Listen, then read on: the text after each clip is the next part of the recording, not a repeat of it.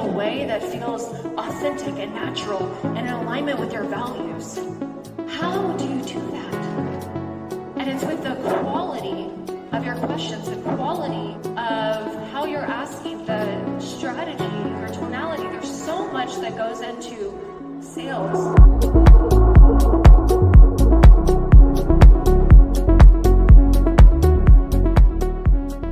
Thing that Kayla's given me is a shift in mindset. And with that new mindset and coming from a place of complete service, in alignment with my energy, with my values, with my integrity, I've been able to make the most sales that I've ever made in my business and help the most people possible. I think the balance of having prescriptive steps and structure to follow and also giving you permission to be yourself inside of the sales call has been really, really helpful, as well as adding a lot of the discipline that I needed in order to be successful as a sales rep.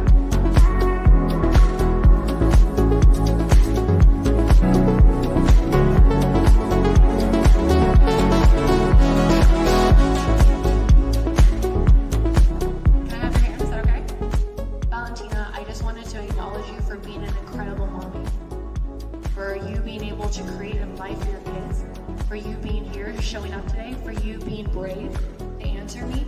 I acknowledge you for being a powerful woman. I acknowledge you for being selfless and being there for your little ones.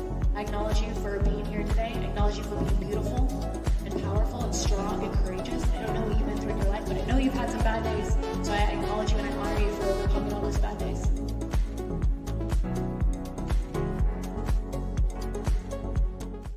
All right. Hello, ladies. Hello, Facebook, Instagram. I think we're going live on YouTube as well. Instagram's in the house. Let's go. It's backwards. Can I flip my camera? I don't know how to do it. Let's see. Yeah, no, that's the other way. This. I don't know how to do that. Yeah, you're gonna have to stay this way. I can flip my camera around and go the other way. Okay. Yeah. Let's do that. But then I can't see if they message anything. Here, can you change that? There we go. All right. So you're going to have to stay there and you have to tell me if they say anything. Sorry. It's just for 20 minutes. Okay, so we're going to talk about how to close today. How do we focus on closing? How do we do this in a way that feels good, feels in alignment, and how do you ask for the money, right? And we have multiple industries here. So tell me your industry so we can have some examples. I think somebody on Instagram, they said SaaS, right? We had SaaS. We had insurance. I know there was high ticket in the house. Anything else? What else are we selling in here? Drop what you sell in the chat. Lawn care, insurance, solar. Lead gen. All right, lead gen. Digital media. Perfect. Network marketing. Fitness. Perfect. Fitness. All right. So we've kind of like broken this down into like 3 categories here. Yeah. Basically B2B, B2C, and door to door. Luminous, the first word is B2B. Yeah. Okay. So pay attention. Hi, Melissa. All right. So pay attention really fast because the way that you ask for the funds is going to be different depending on your industry. Yeah. B2B is a little bit more of a complex sell. So typically what you are doing is you are like gearing up to a second or a third call, which is where you would present your offer. The biggest mistake that I see in B2B is like you're not even in front of the right person and you are like pitching your demo. Someone's asking what the SaaS word means.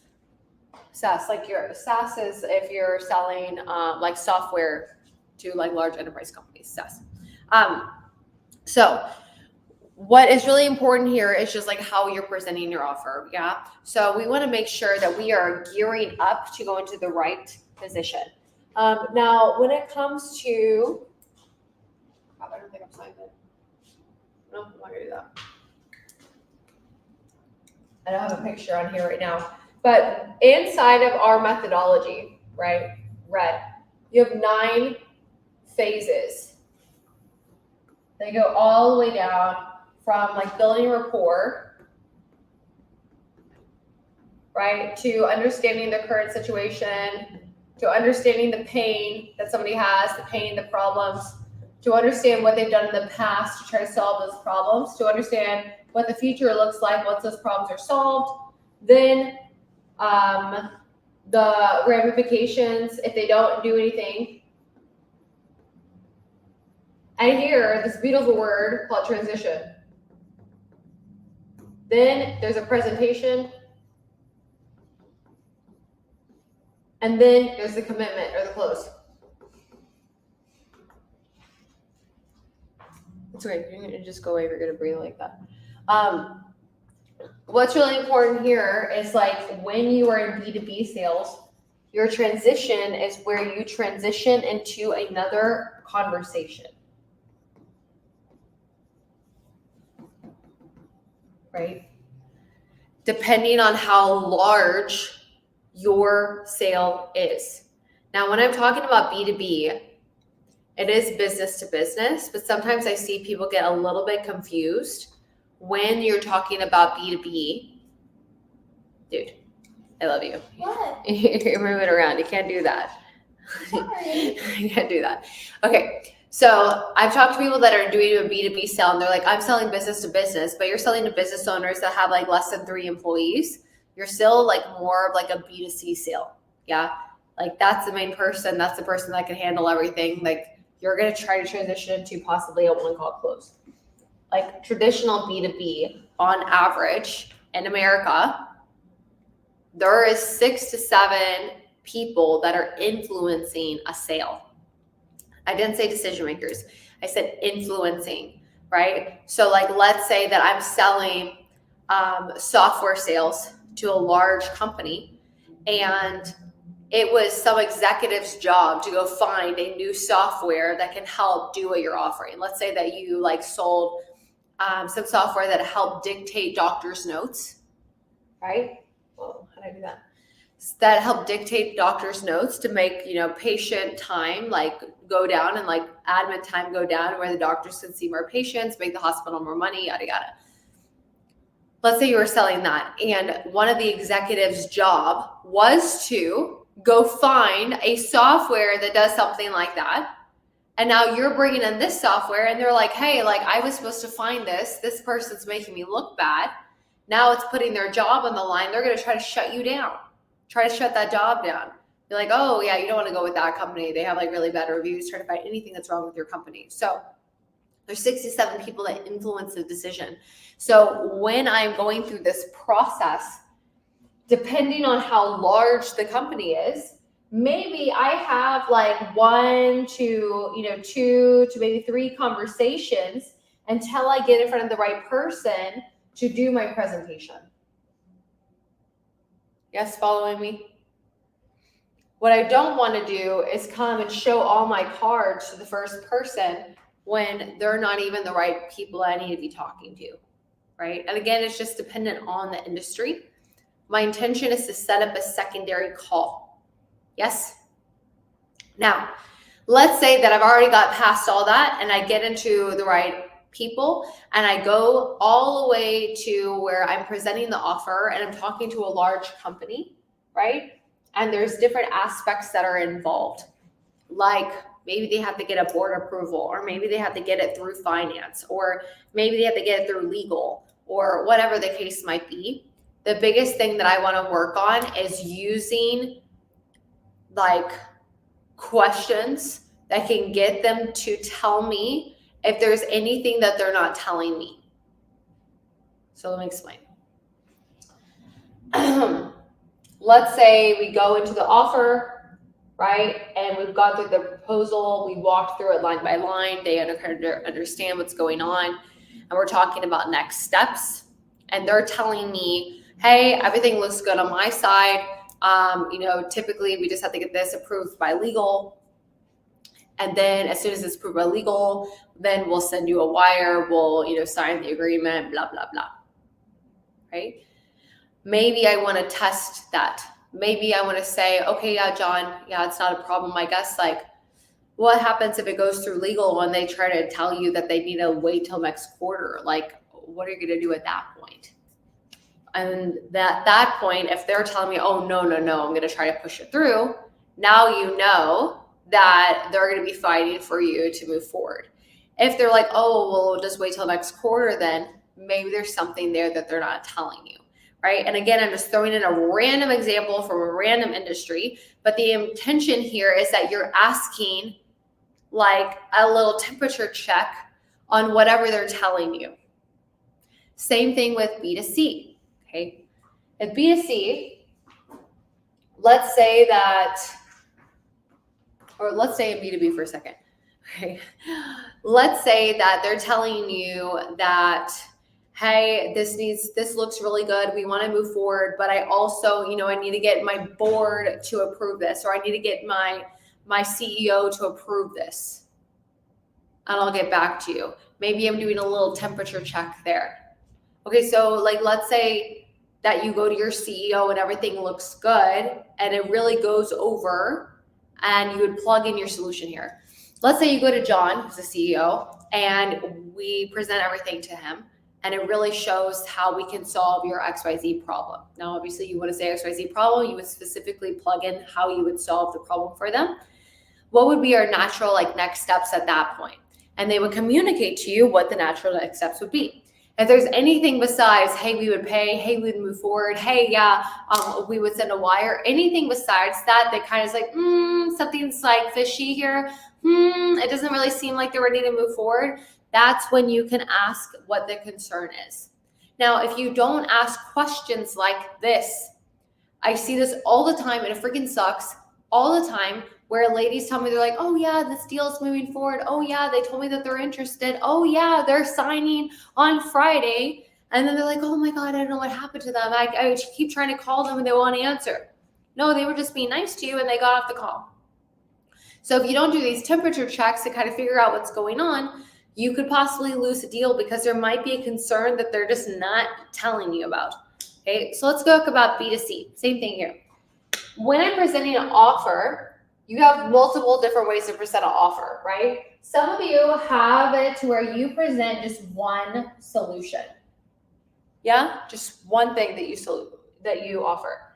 Some of you guys present multiple solutions. Maybe you present 3 different things. Same thing with insurance and stuff, right? Here's the 3 different policies. I would ask, after I presented it, and after I presented the pricing, right, I would ask if they have any questions about this. Yes? If you have any questions on how this works, any questions of this at all? And they would tell me, yes, I have questions. No, I don't have questions, right? If they have questions or concerns, you stop everything and you handle any concerns that they have. If they have objections there, you handle any objections they have. And then I move into my commitment. I move into my close. Same thing with B2B. I would present my offer. I would say the funding that you would need to put together for this so that you can. Let me write this down for you guys.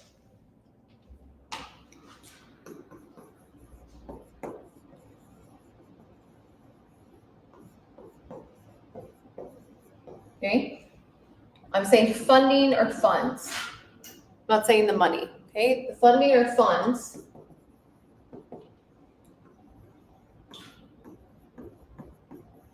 that you would need.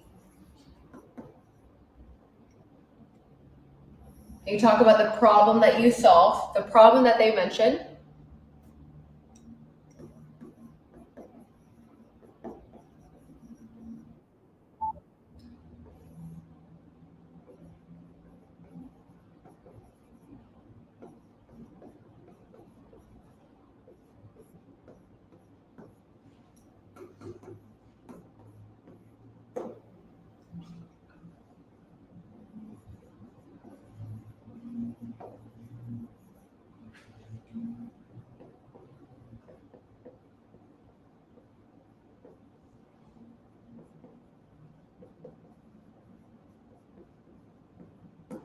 Okay, here we go. So the funding that you would need to solve this problem so that you can get this outcome is X amount. Do you have any questions on how that works? So let's pick a couple different industries. So the funds that you would need to put together to put this policy in place so that you can financially protect your family when you do pass away is X amount. Do you have any questions on how that works if you're in insurance? So the funding that you would need to put together to be able to lose the 30 pounds so that you can be ready for summer and be on that beach and feel confident in that bikini is $5,000 or whatever. X amount of dollars. Do you have any questions on how that works if you're in fitness? Right? So the funding that you would need to put together so that you can start your own business, so that you can get your time back and actually make memories with your kids is X amount of dollars so that you can, right? Sorry, I just reiterated that. Let's say I'm in network marketing. The funds that I would need so that I could start my own business. My goodness, words are beautiful today. I love words. The funding that you would need to put together to be able to start your own business so that you can get your time back and start making more memories with your kids is X amount. Do you have any questions on how that works if you're network marketing, right? Let's do another one. Solar. So the funding that you would need to put together so that you can lock in your rate and lower your bill, right? So that you can, and then people have different outcomes, so that you can lower your bill is X amount of dollars. Do you have any questions on how that works? Maybe when you were talking to them about solar, it was really important for them to be able to be in control of their own electricity, that they didn't want anyone else telling them what to do. Maybe you would hype on that a little bit more, right? Again, just depending on your industry. You have any questions on how that works? They answer any questions. And then depending on if you offer one thing or multiple things depends on the question that you ask next. Yes, is everyone with me so far? You could say, well, do you even feel like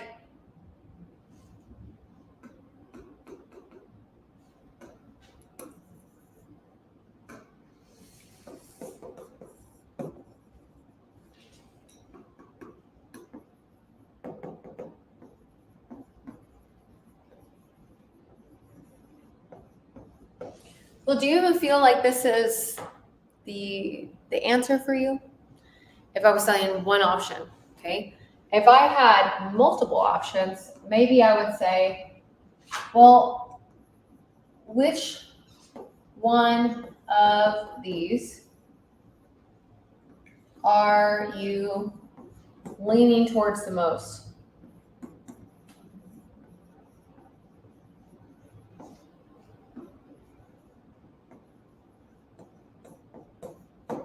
Okay. Well, let's say I had option A, option B, and option C. And they're like option B. My next question would be, how come that one? How come that one? Just so I can understand. And I want them to elaborate on why they feel like that's the answer for them, right? I want them to sell themselves. I want them to do all the work. I don't want to have to do all the work. Same thing here. Well, do you even feel like this is the answer for you? Yes, I do. Can I ask why?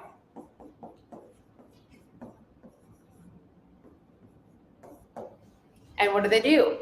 Tell me why. And more importantly, themselves, why this is so important to them. They sell themselves. They do all the work. Yeah.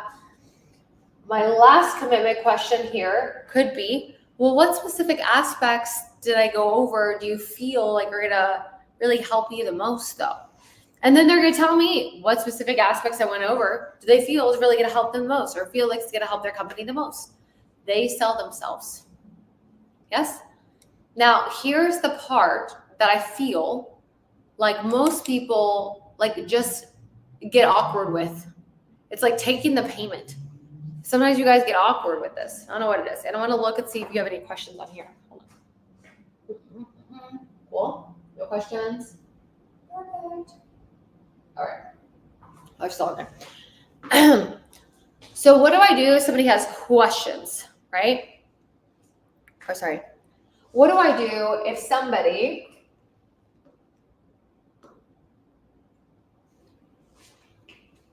I answered all their questions, they're ready to go, and I'm like, they're telling me all the reasons they want to buy, and now I'm like, how do I ask for the money? Okay, it's not awkward. Don't let it be awkward. Awkward energy is created from within. If somebody feels awkward to you, it's because you are creating awkward energy. Yeah, it's not awkward. It's okay. Everything's fine, right? So just tell them what happens next. The easiest way to do this is to imagine you're speaking to a small child, like using language that they can understand. Now, I like to say typically.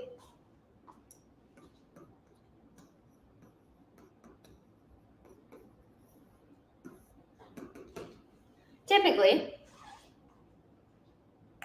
I just tell them what happens next. Okay, well, typically our next steps are, and you just say whatever happens next. I know this sounds so simple, but you guys butcher this all the time. I see everyone butcher this all the time, right? So typically what happens next is, and you say what happens, okay? Like you're speaking to a small child. The brain cannot get confused here. A confused brain does not buy. A confused brain does not buy. So if you confuse their brain, they will have uncertainty. Uncertainty causes the prospect to have objections, right? We don't want that. Easy peasy, lemon squeezy. Yeah. Typically the next steps are, and you just talk about it. Typically the next steps are we process payment here. So I need to talk about how you get paid, how to pay. Yes?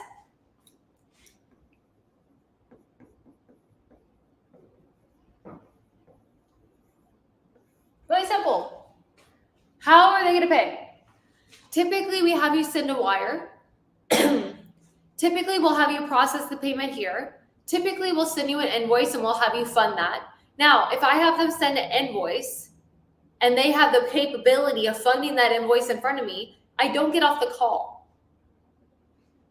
I send the invoice and I wait. We're going to pay this together. Or I pull up a payment page. We're going to pay this together. Or I send you a payment link. We're going to pay this together. Because if you get off the call, there's a good chance that somebody could say something to you or you have buyer's remorse or whatever, and then you don't buy. We don't want that to happen, okay? We're going to pay for this together. Have 2 minutes. Great. How to pay? And then what happens after that? Do they have an agreement? We'll authorize an agreement. What happens next? We have a technician that comes out to your house. We have you meet with our client success rep and do an onboarding. Typically, you'll onboard with our team in a couple days. Typically, you'll meet with your project manager in a week. Typically, you'll have an email that comes in your inbox in the next 2 days so that you can meet, Typically, we'll have this shipped out to your home in the next week. Just tell them what happens, like super simply. This is how you pay. This is how it works. This is what the next steps are. This is what it's going to look like. Super simple languaging. And then the last one is that appropriate?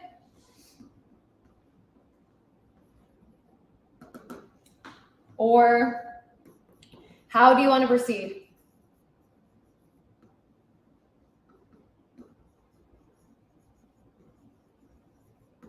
And that's it. Is that appropriate, or how do you want to proceed? If they've literally sold themselves 3 different ways, it's going to be rarely any objections here, right? If you've built a big enough gap in their mind, they're rarely going to have objections. When you learn how to do objection prevention, you won't even have that many objections in the first place. When you learn this methodology, it gets a lot easier for you. How do you want to proceed? They're like, oh, yeah, that's appropriate. Or like, oh, I just had a concern about this, and you address it.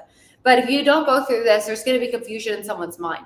If you don't ask those questions, if somebody says, oh, yeah, we're going to send it through legal and like hopefully everything goes through. I'm like, well, what's going to happen if it goes legal and then they want to like pause the brakes? Like, what's going to happen at that point?